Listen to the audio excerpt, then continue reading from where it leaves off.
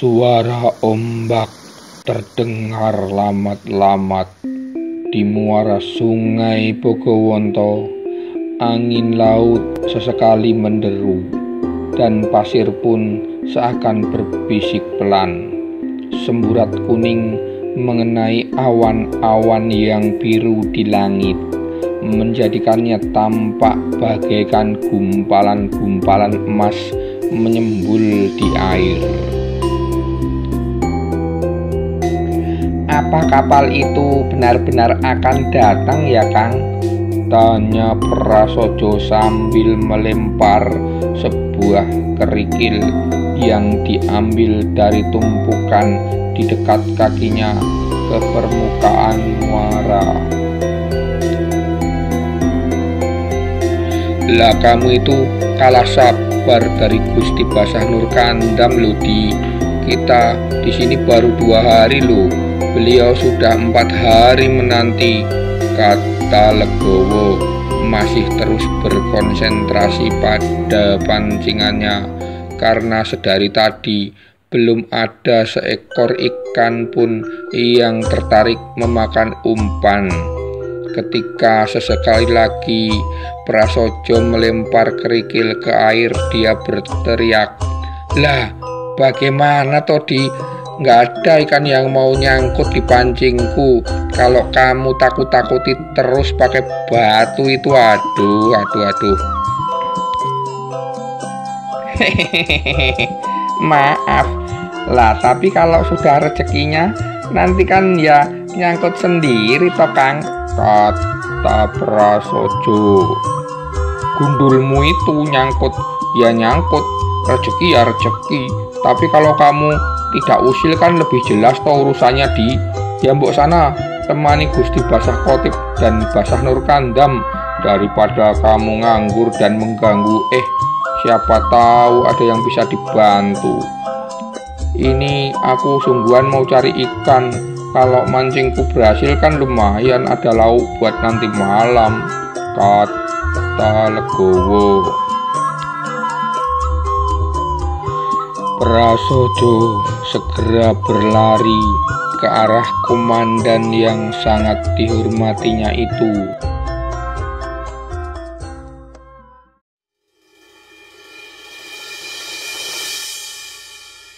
Dengan sebuah teropong yang diberi penyangga dari bambu, Basah Kotip sedang mengamati laut, sementara Nurkandam menggunakan sekstan dan astrolabnya untuk mengamati posisi beberapa bintang di langit, mengukur dan menghitung beberapa persamaan. Di dekat tas cangklong kulit milik Basah Kotip yang tersampir pada sebuah tiang, sebuah peluncur yang diikat menyatu dengan kembang api Tiongkok siap disulut. Busur dan kantong panah milik Basah Nurkandam juga tersandar di tiang yang sama. Jika mengikuti jadwal angin terbaik yang sudah aku rencanakan dulu, seharusnya mereka sudah sampai sejak beberapa hari yang lalu. Rutenya sudah kuatur agar mendekat ke hilir Bogowonto ini, meski tujuan awalnya adalah Muara Progo. Jadi begitu kita bisa melihat bayangan kapalnya dengan teropong, kita bisa memberi tanda dengan petasan pijar yang disulut dan diluncurkan, kata Nurkandam. Bagaimana kalau mereka terlanjur berlabuh di Progo, kata Kotip Basah. Aku sudah menugaskan 15 prajurit Bulkio yang kutemui di Sentolo untuk berpencar di 7 titik antara sebelah barat Pandan Simo hingga kedudukan kita ini. Mereka harus segera memberitahu awak kapal dengan luncuran suar untuk berbalik dan menuju Bogowonto bila telah sampai di Muara Progo, kata Nurkandam. Bagaimana posisi musuh? Tanya Kotip Basah. Memang ketat sekali, hampir sepertiga dari 250 benteng yang dibangun Cosius di seluruh Jawa disebar di antara seputar aliran Progo dan Bogowonto, dari Merapi hingga Laut Selatan. Benteng-benteng kecil yang terdekat ada di Brosot, Galur, Serandakan, Cermo, Kecubung, Jangking, dan Wonopeti. Rata-rata 25 serdadu bersenjata yang menjaga setiap benteng. Dari pengamatanku selama ini, sebenarnya patroli Belanda ke Muara tidak banyak dan tidak terlalu sering. Justru mata-mata Patih Danurejo dan Wironegoro yang lebih kukhawatirkan. Seperti Kanda tahu, pendaratan kapal pemasok senjata kita di Muara Progo pada akhir Agustus tahun lalu berhasil mereka pergoki, kata Nurkandam. Dan karena laporan itu, Raden Syukur tertangkap Belanda, disiksa dengan begitu keji. Aku takjub pada keteguhan hatinya, tidak satupun kata keluar dari lisannya. Semoga Allah merahmatinya. Aku mendapat kabar kalau Patih Danurejo memberi perhatian khusus soal ini, Kanda. Dia menempatkan beberapa orang kepercayaannya di semua daerah pantai selatan yang mungkin didarati kapal, dari Banyumas sampai Pacitan, kata Nurkandam. Calon mertuamu itu memang jeli, kata Basah Kotip. Apa sih Kanda ini? Kata Nurkandam dengan rona merah di pipi dan tersipu yang tidak dapat disembunyikan. Ihir, sweet, celetuk Prasojo yang wajah jenakanya tiba-tiba muncul dari belakang pundak Basah Kotip. Kang Prasojo, tidak usah ikut-ikutan godain saya, awas ya, kata Nurkandam. Ampun Gusti, ampun, kata Prasojo sambil berlari menjauh ketika lengannya hampir kena cekau Basah muda yang sangat ditakuti Belanda itu. Sedang apa ya si Raden Ajeng Siti Fatmasari sekarang? Tanya Basah Kotip sambil tersenyum simpul. Ya Allah, sudah Kanda, jangan sebut-sebut lagi, kata Nurkandam. Takut terbayang-bayang ya, dasar bujang, kata Basah Kotip. Kanda sendiri bagaimana? Tidak rindu sama istri dan anak-anak? Tanya Nurkandam kemudian. Pasti, kata Basah Kotip. Katanya kesendirian itu lebih berat buat yang sudah menikah ya daripada untuk yang masih bujang, kata Nurkandam sambil mengedipkan mata, merasa punya kesempatan membalas keusilan lelaki kepercayaan ayahnya yang sangat dia hormati itu.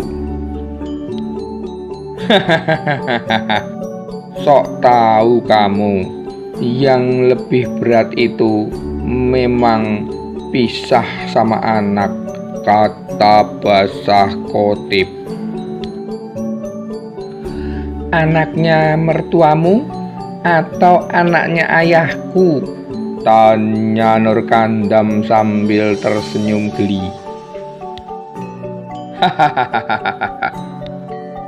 Terima kasih, kamu sempat menjenguk mereka di Perigi Watu. Berita bahwa mereka dalam keadaan baik sangat menenteramkan hatiku. Kamu tahu tidak kelakuan si Salman? Kalau aku meninabubukkan bocah itu dan menidurkannya dengan menepuk-nepuk pantatnya, dia balas menepuk-nepuk tanganku.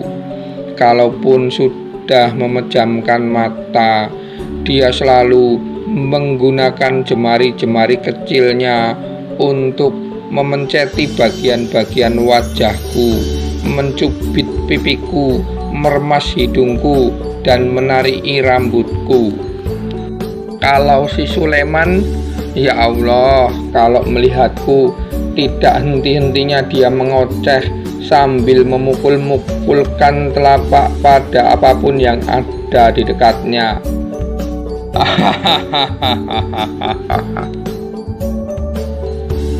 Ya, malah bikin kepingin, kata Nur Kandam. Makanya segerakan, pemuda tampan pengundang fitnah kamu ini. Gadis Mangiran itu solihah kan? Aku dukung kalau kamu mau melamarnya. Atau kamu masih tetap mengharapkan Siti Fatmasari seorang, kata Basah Khatib.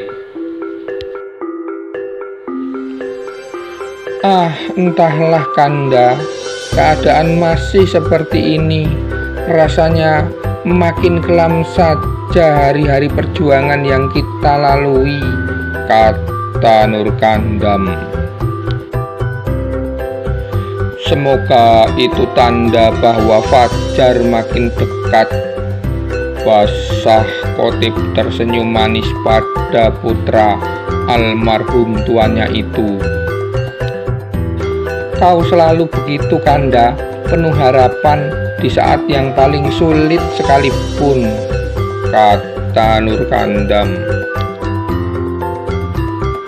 Yang bisa dilakukan musuh kepada kita tidak akan melampaui apa yang sudah ditakdirkan Allah semata. Meski mereka bersekutu dengan seluruh penghuni langit dan bumi, mereka tidak akan bisa berbuat lebih dari itu. Maktub, kata Basah Khatib. Iya, aku berusaha meyakini itu Kanda. Aku juga terus berdoa semoga tidak terjadi apa-apa pada Amu, Orhan, dan Murad. Amu adalah paman, panggilan akrab antara kawan di Mesir. Insya Allah kita masih punya sedikit waktu untuk menunggu. Ya, sebagus apapun perhitungan manusia, ada banyak hal yang tidak dapat dia masukkan ke dalam persamaan itu. Semoga hanya terlambat saja. Jadwal Allah yang terbaik. Maktub. Yah, maktub. Kang Legowo, tiba-tiba Basah Khatib berteriak, dapat ikannya? Belum Gusti, dari tadi digangguin terus sama si Prasojo itu. Aduh, kata Legowo. Wah alasan, lawong dari tadi sudah tidak saya ganggu kok. Tapi tetap saja belum dapat itu Gusti. Jan, kata Prasojo. Nur Kandam yang baru saja mencoba mengamati lautan dengan teropong berbalik lagi ke arah Basah Kotip dan menggeleng-gelengkan kepala sambil tertawa. Pantas saja Kanda Basah Kotip awet muda, punya 2 anak buah lucu-lucu begitu kok, kata Nur Kandam. Iya, konon kelucuan mereka hanya bisa dikalahkan oleh Banteng Wareng dan Jaya Suroto, 2 pengiring setia yang mulia Sultan. Apalagi Kang Wareng, bicara ngapaknya saja sudah memancing tawa. Iya, hehehe. Padahal Kang Prasojo dan Kang Legowo ini kalau sudah di medan perang, serdadu Eropa maupun Hulpetrupen pasti bergidik ketakutan melihat kepiawaian mereka bertempur dengan tombak Mataramnya.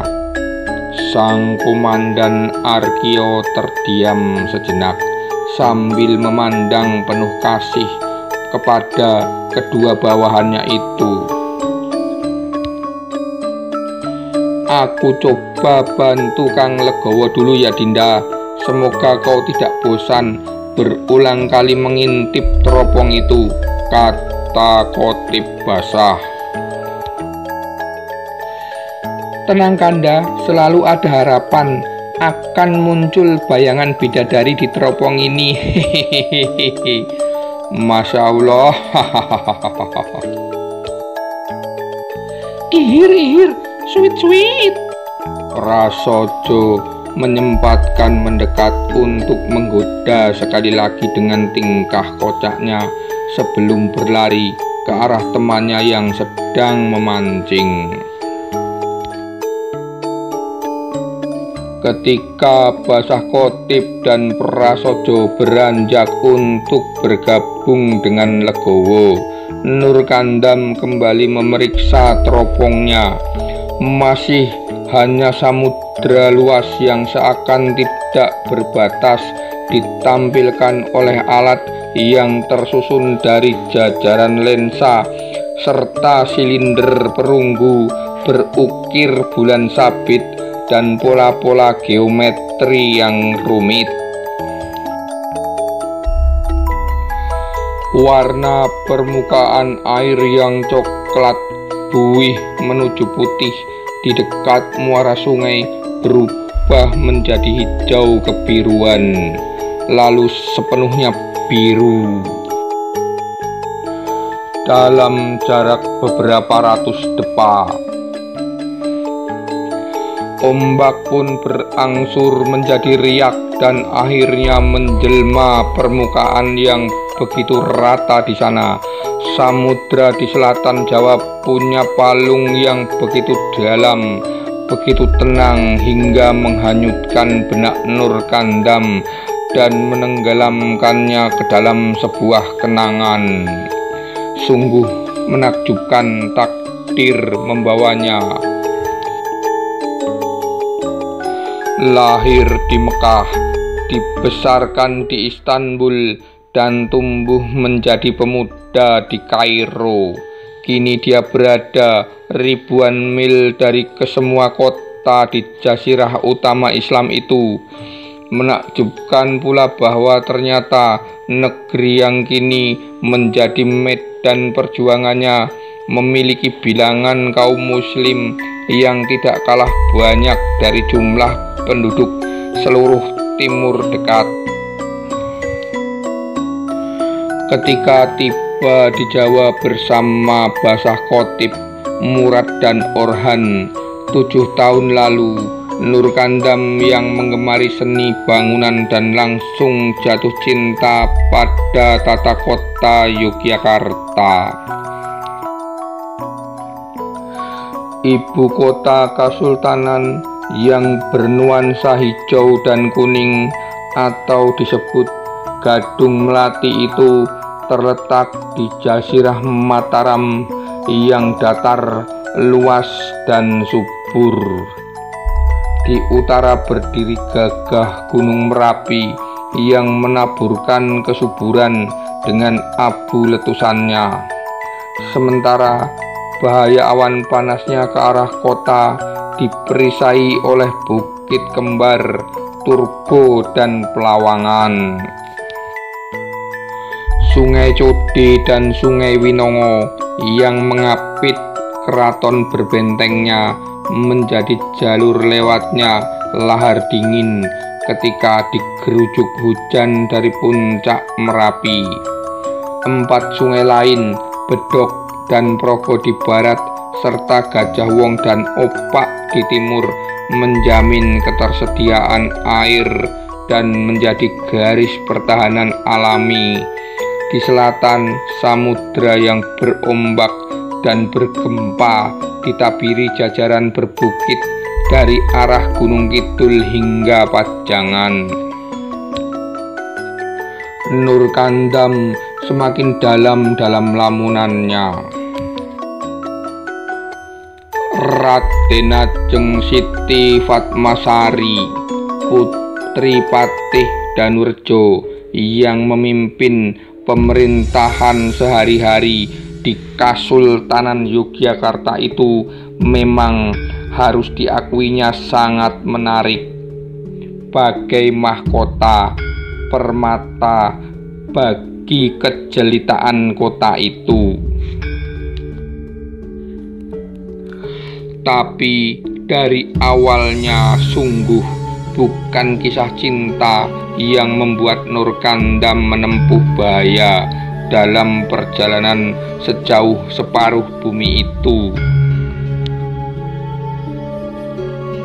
Sosok pertama yang dituju rombongan mereka ketika sampai di Jawa adalah Kiai Mojo, seorang ulama muda rupawan yang menetap di desa Perdikan wilayah Pajang, sekitar 4 jam berkuda ke arah timur laut dari Yogyakarta.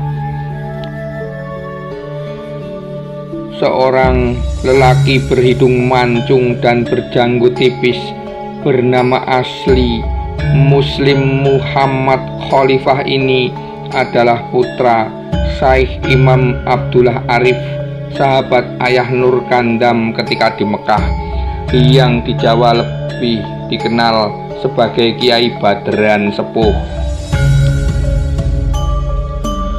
Di kota suci itu pula, Basah Kotib kecil pernah cukup dekat dengan Kiai Mojo. Saat itu Basah Kotib masih bernama Salim, yaitu ketika sang Kiai juga masih bocah dan tengah beranjak remaja. Di pesantren Kiai Mojo ini pula mereka berjumpa dengan seorang pangeran yang rendah hati yang bersahaja bernama Diponegoro. Masya Allah, dari Ngerum, negeri para sultan dan khalifah. Begitu sang pangeran ketika itu berbinar-binar mendengar mereka memperkenalkan diri. Nur Kandam juga masih ingat ketika sang pangeran terkejut ketika Basah Kotib bercerita bahwa Alemdar Mustafa Pasha, ayahnya Nur Kandam yang menjabat singkat sebagai Perdana Menteri Kasultanan Utsmani, pernah berencana mengirim pasukan Janisari ke Nusantara untuk membantu jihad melawan Belanda. Sayangnya beliau terbunuh dan rencana itu terkubur oleh penolakan para Janisari yang kesatuannya mengalami pembusukan dari dalam. Perang Turki-Rusia, perang Yunani, dan perang Sirbistan yang menyusul kemudian sangat menyibukkan Daulah Utsmaniyah.